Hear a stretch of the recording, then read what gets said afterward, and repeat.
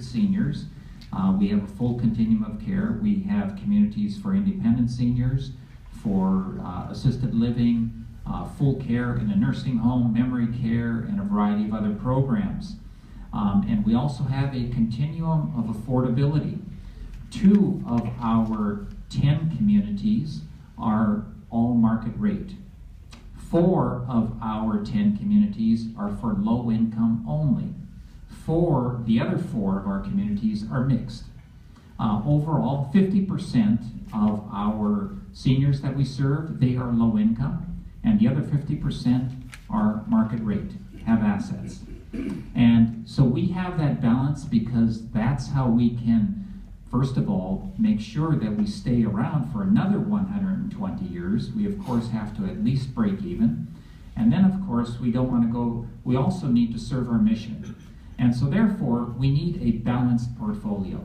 This would be our 11th community, and this is, in our opinion, what is ideal for an all-market rate community. So this would be 3 of 11 communities that would be all-market rate. And again, 4 are dedicated only for low income, and the other 4 are mixed. So we are really thrilled at Episcopal Homes to be invited to this project that we do think is sort of once in a lifetime. And I know many of you here, it feels so good. And as I did say in the video, I really felt that way. And I feel this way every day. It's a marvelous partnership because together we can make something really special happen, whereas any one of us really couldn't make it this special and meet the needs of the 3. So with that, I'm going to turn it back to Paul, our good dean.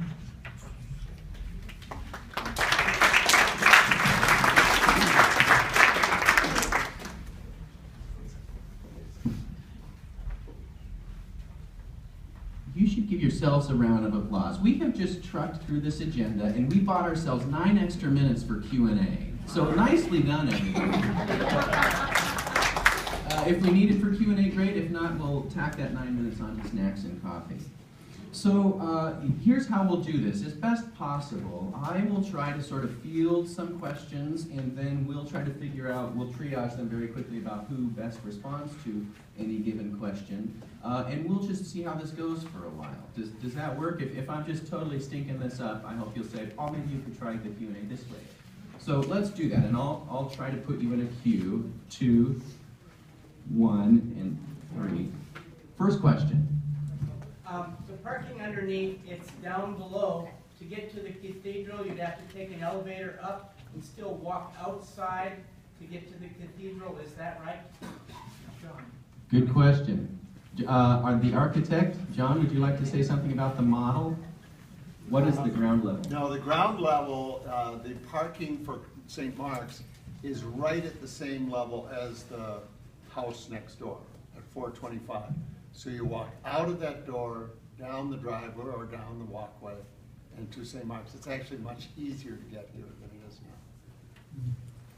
now. Does that make sense? It is outside. Second question, Kathy.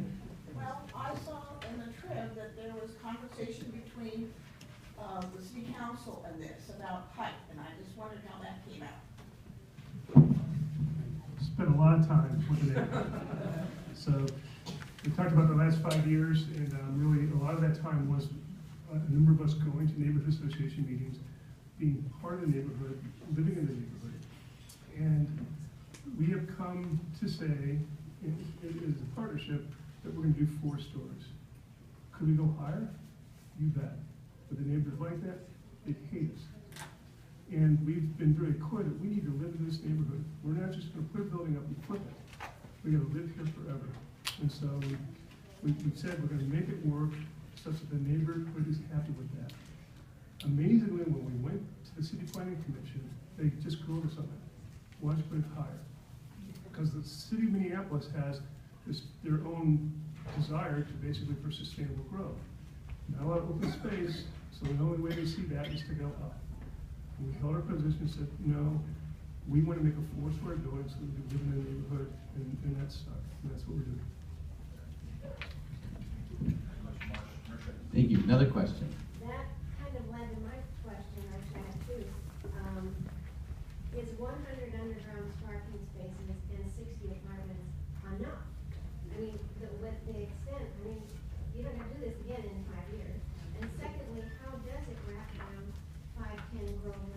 And why can't it be at least covered walkway from the parking? Fabulous questions. We've got good answers or responses. So, so let me take the first one first, which is why is 100 spaces enough? And the other part was, is 60? No. The answer to that is 100 parking spaces enough?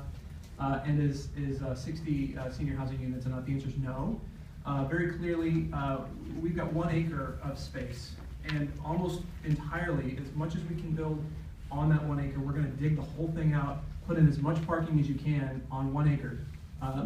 We're limited in terms of going down because of bedrock and blasting and the need for a lot more expense. And for going out, obviously, because we don't own the land. So no, it's not enough. We're gonna, at some point, you're gonna outgrow that, right?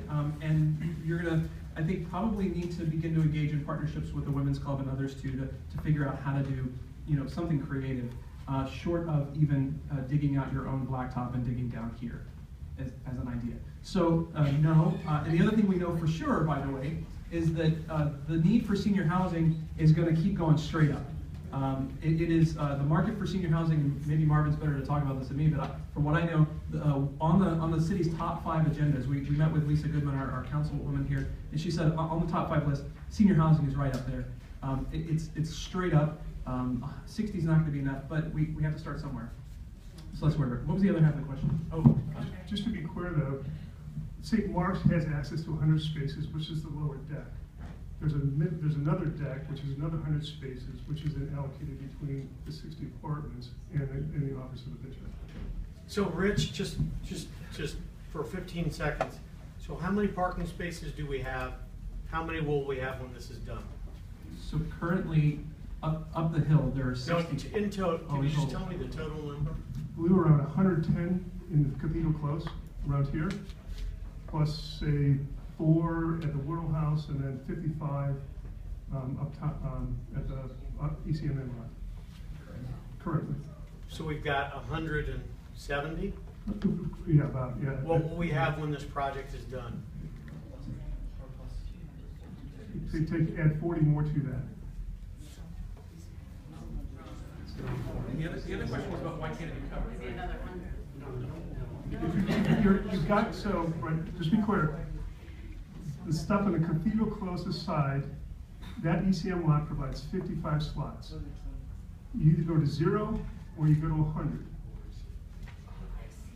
So, and further, there's upside because there's certainly opportunities to have agreements with the Office of the Bishop and Michael to say, okay, on Sunday mornings and on Christmas and Easter, can we use another 20 or so slots that the staff would have to use it. So we go from 170 today to 210. I'm just looking at Now, how much can we grow? Right. Kind of what I'm looking at. There was another question. Your other part of the question was about why can't it be covered?